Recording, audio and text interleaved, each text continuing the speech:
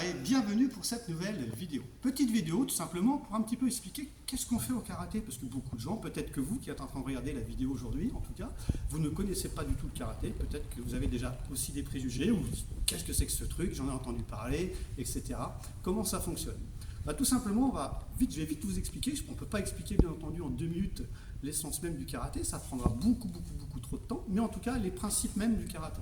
Les principes même du karaté tourne souvent autour de 3 axes qu'on appelle le kyō, qui est un travail technique qu'on va réaliser dans le vide, tout simplement, un peu comme un basketteur qui va répéter, je ne sais pas, son lancer franc par exemple, il va répéter plusieurs fois pour essayer d'acquérir en tout cas le geste dit parfait. En karaté, c'est ce que l'on fait, sauf qu'en karaté, la différence c'est qu'on a beaucoup de techniques, puisqu'on a les bras, on a les jambes, on a à droite, on a à gauche, on a des demi-tours, on a plein de choses. Puis après, on a ce qu'on appelle le kumite. Kumite en japonais, ça veut dire combat, si vous voulez. Alors, c'est pas bien entendu, quand on débute le karaté, du combat tout de suite, du combat libre, et puis on va vous laisser comme ça faire du combat. Pas du tout. Ça va être souvent du combat qu'on appelle conventionnel. Conventionnel, c'est quoi? On fait une convention avec son partenaire. C'est-à-dire qu'il va m'attaquer d'une certaine façon, pour apprendre à bloquer d'une certaine façon, pour faire une contre-attaque d'une certaine façon. Puis bien entendu, progressivement, ça va se compliquer, etc. Le troisième axe de travail, c'est ce qu'on appelle le kata. Alors le kata, c'est un combat... Pour simplifier, c'est un combat réel, mais contre des partenaires qui, eux, sont imaginaires.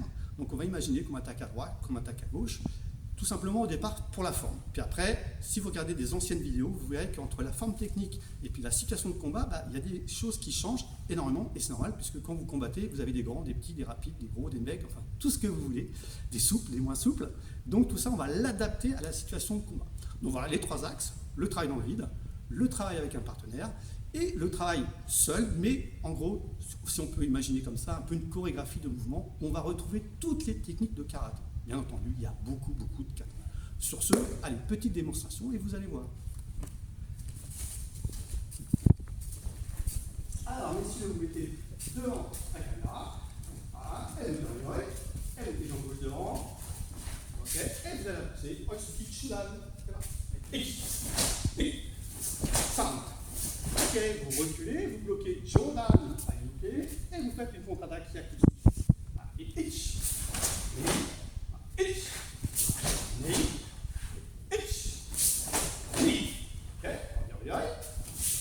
ok, blocage, coup de poing, blocage, coup de contre-attaque. Allez, on laisse son gauche devant.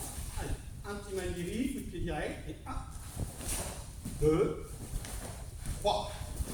Ok, on va reculer, bloquer, en chute ok. Et 1, 2, 3. Ok, on revient au yoga. Coup de pied, cette fois-ci circulaire. Alors pareil, le coup de pied circulaire, on peut le faire tout simplement, qu'on soit souple ou pas, ça n'a aucune espèce d'importance. Qu'on a 10 ans, 15 ans, 20 ans, 50, 60 ans, peu importe. On va à un mouvement circulaire, comme je suis en train de l'indiquer, c'est-à-dire que ça va être un mouvement de rotation et on va déplier. Vous voyez, là je ne le fais pas très haut. Et peu importe l'efficacité, c'est que la trajectoire soit correcte pour arriver enfin à trouver la cible, tout simplement le mawashi. Bien sûr, pour ceux qui peuvent, on peut bien sûr monter la jambe si on veut travailler dans des axes différents, mais ce n'est pas une nécessité. Un coup de pied circulaire au niveau d'articulation est certainement aussi efficace qu'au niveau moyen, voire à la tête. Alors c'est parti. Allez, 1, 2, 3. Ok, vous faites maintenant un blocage et une contre-attaque de votre choix. C'est parti. Et 1. Et 1. Et 1. Ok, vite. Hop. Yasmé. Ok, très bien. Et si vous voulez bien avec moi. Voilà.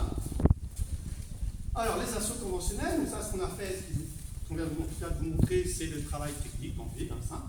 Assaut conventionnel, il y a plein d'assauts conventionnels. En vérité, il y en a 5, mais après, il y a des dérives sur les. Pas des dérives, comment dire. Il y a d'autres assauts conventionnels, mais qui sont peut-être un peu moins conventionnels. Donc, dans les 5 assauts conventionnels, en tout cas, on vous en montre un, pour déjà voir un petit peu la relation entre ce qu'ils ont fait dans le vide et ce que l'on fait en face à face. Gauche. Oh, il suffit de Jodan.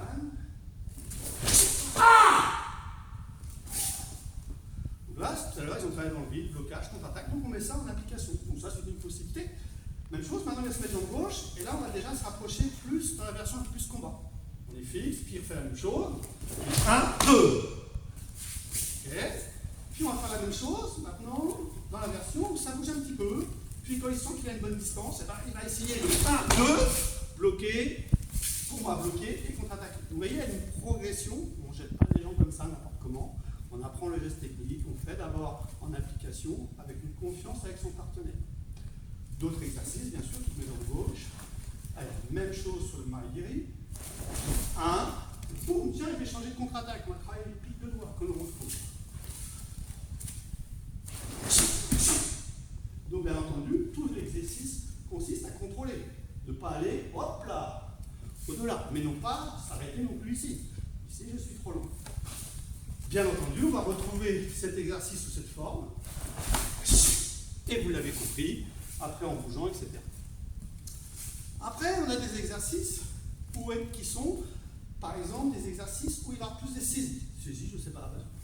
Voilà. Saisie, par exemple, devant. Donc, bien entendu, saisie, je vais commencer déjà à chercher à me protéger. Je vais retrouver éventuellement le pic de doigt que j'ai effectué tout à l'heure, le coup de pied que Pascal m'a effectué, ou bien je vais venir ici travailler avec mes coudes sur les deux mouvements, travailler Shuto comme vous avez pu le voir tout à l'heure quand il reculait. Donc, automatiquement, qu'est-ce qui se passe ici? Je rentre, je tourne ma hanche, je descends sur ma jambe arrière, j'amène vers moi, mais en même temps je me protège ici, qui a cherché à frapper. Je vais tirer ici avec le coude, comme il prend un coup déjà ici, automatiquement il y aura moins de force. Son bras va venir ici plus en extension. Ah, il est lâché déjà, ce qui est tout à fait logique. Et je vais pouvoir travailler sur son articulation. Soit je continue sur l'articulation, il va venir sur le genou, boum. Soit je travaille sur l'articulation et également ici son cervical, ce qui fait qu'il va faire une rotation. Et je le maintiens.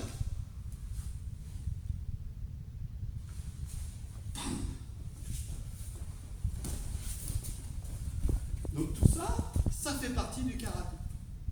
Bien entendu, il faut déjà maîtriser ce mouvement que vous avez vu quand ils ont reculé. Si on refait. 1, je me protège en cas du coup de tête. Je me protège ici en rotation en cas du coup de genou au niveau des parties. Je vais ici venir travailler ici. Si c'est nécessaire, pourquoi pas, tirer, prendre l'articulation, descendre, enrouler, bloquer. Et on retrouve ici une hyper-extension. Et en même temps, mon genou ici s'appuie.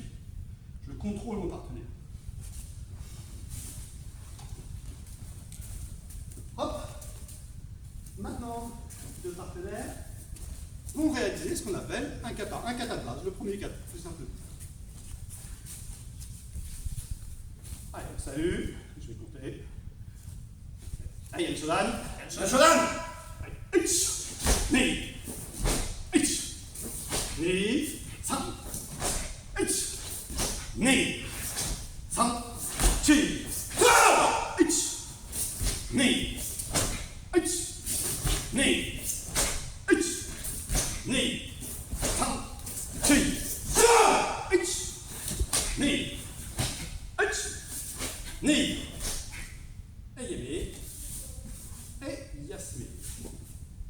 Merci.